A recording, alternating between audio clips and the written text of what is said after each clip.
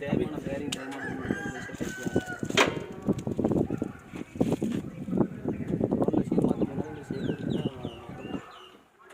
seal மாற்றி tight வச்சோம்னா இதை போய் நம்ம டைட் வச்சோம்னா என்ன பிடிச்சி ஓட ஆரம்பிச்சு இப்போ லூஸாக டைட் வச்சோம்னா